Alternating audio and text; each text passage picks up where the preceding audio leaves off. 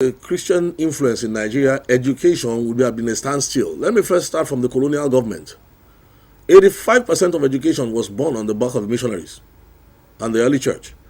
The most common model in those days was when you would have what they call the mission house, you would have the church building, and you have the school.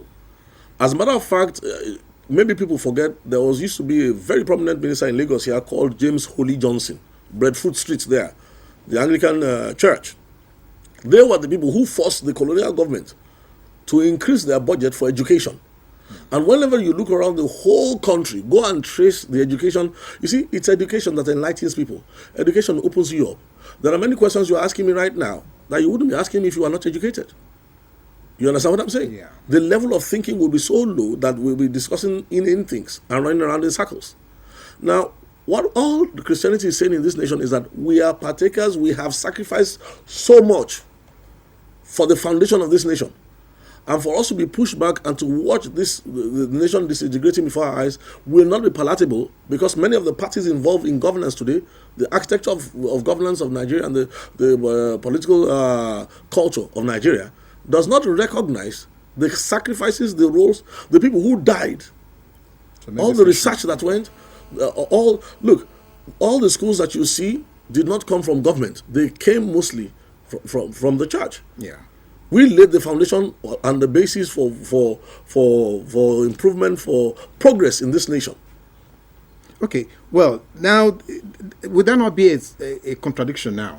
Because currently a lot of parents are screaming, blue mother, that most Christian organizations setting up schools from primary to post-secondary and all that are actually building these schools or these facilities on the sweat of poor members, tithing them and this and all that for the benefit of the children of the rich.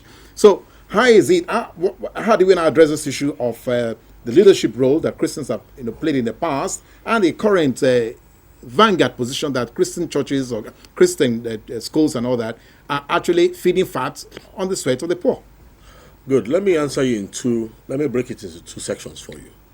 First of all, the fact that Nigeria has come to now depend on private initiative, and not only private initiative, but religious initiative, to hold up its educational structure speaks of a complete collapse in the industry. So the first thing is that if they were sensible people, you would realize that even if a religious community decides to set up schools at all, it is not compulsory for it, it is not mandatory under the law for churches to set up schools at all. Now, so the first thing I want you to do is to just imagine your brain right now and remove all the schools that have religious sponsorships and tell me what is left, first of all. And if that be true, whose primary responsibility is it? Who collects taxes from all over the nation? Who holds humongous budgets all over the place? And who is supposed to be in charge of the education of the average citizen in a nation in the first place? Okay. So let's move on. No, I would like you to finish that, but I just want to let you know that we're going to take a break shortly. But finish that so I don't derail your thoughts, okay? It's okay. Well, on the other hand, the model of education that is being set up today, have you seen what it takes up to even start a business in Nigeria? Do you know that instead of being user-friendly, instead of state governors, instead of the federal government to come up with rules that attract funding, that will help to bring down prices everywhere, what business, let's even leave schools. What business do you want to start today? Acquiring a piece of land, first of all. When you finish acquiring your piece of land, when you're talking about the capital outlay for your infrastructure and so on and so forth, to bring up a school with good standards, not just a school, a factory, or anything. Is there a government that is thinking that these schools will take on students, these factories will employ people, therefore make it as cheap as possible for them to establish? So the cost of the end cost to the benefit. If not, the schools will collapse. Well, we must have Christians and Muslims in government and every other faith that's in Nigeria. Okay, and these Christians are not in any way influential in some of these decisions of government? What I think you need to realize is that Nigeria, like I said, was born as the hope of Black Africa. But there are certain challenges that the nation has faced through the years that we did not respond to. And I will tell you where I think the Christian Association of Nigeria needs to take responsibility.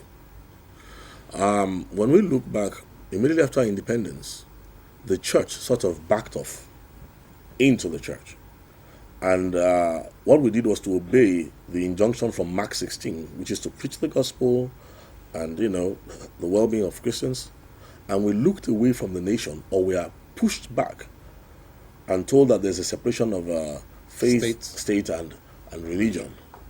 And when we made the mistake of actually backpedaling, we stopped being the thermostat of the nation. We became a thermometer. You see, a thermometer will react as morality goes up and down, but a thermostat will regulate. Now, what you don't understand is that there are certain terrible things that were sunk into Nigeria's foundation that have not been taken care of till today. Such as? Well, if you look at it very well, when the colonial legacy, which is a form of wickedness, found out that his days were numbered, one of the first things it did was to introduce some divisions. There's what they call the Willings Commission Report, 1958. Any person who can read it, it is like a prophecy of Nigeria. It talks about the oppression of minorities. It talks about the fact that in a true federation, you don't divide it in such a way that some side of the federation can impose its will on other parts of the federation.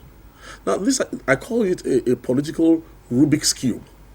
Now, when the colonials left, they left us with something that they knew would not work. And when they did, now look at how people who think sharper than you can dictate your destiny. When they created that isotope, an unstable isotope, at the same time, they took a lot of young African boys to Sandust and taught them about how to do coups. Not how to do coups in England, not how to do coups in the UK, but they taught them such new concepts and then brought them back. So while the missionaries were teaching concepts of liberty, they were teaching concepts of violence. And of course, in a very short time, the unstable isotope collapsed. If you want me to talk about these things, I will. In 1958, one prominent Nigerian sold the labor exchange, which belonged to the government, as it were. Yeah. And he pocketed the money. When he was apprehended by the colonial governor, they gave him a slap on the wrist, helped him to open a foreign account. To transfer the funds. And then a few months later, they gave him an Empire Award, a national award for honesty, integrity, and service. So you see, it's called social engineering. They looked into the foundation of that nation and put things into it that would not make it work. And when things collapsed, the soldiers moved in. Now, were soldiers really equipped to govern and move an African nation forward? It took us almost 40-something years out of our 50-plus years of liberty to discover that they couldn't. I'll give you a good example. When we went for the last meeting in Aburi in Ghana, the corruption and devaluation of human worth was reaching a terrible state. If we had sent civilians, if we had sent the appropriate people to Aburi in Ghana to negotiate, there would have been no civil war. Okay, well, that now is a little bit of conjecture. But let's just look at this issue that is very germane now. And that's this question that we know that Nigeria is not at war at the moment. Says who? Well, I mean, in the classical definition of war, we apparently are not at war right now. But I'm looking at the fact that, well, we have certain visible situations that seem to be pointing us in that direction. That is between the year 2000 and now, we have had Nigerians in their hundreds of thousands dying, to religious violence. Now, this religious violence in itself are being, as it were, if not adequately promoted, but they are not sufficiently being stemmed by the two principal religions in the country, that is the Christians and the Muslims. Well, so let me first look at you being here representing CAN. Why has it become so difficult for CAN to come up with the creative thinking to put an end to this carnage? Well, I want to thank you for your question, and I want us to just turn it around a little bit, because I don't think the direction in which you want to pursue. No, I think it's good that you speak from the position of CAN. Yes, I'm going to speak from the position of CAN. First of all, if you go to a hospital, a medical doctor has to diagnose a disease before he can give you a prescription that will work for it. CAN, and I personally, I was here 10 years ago on this same station.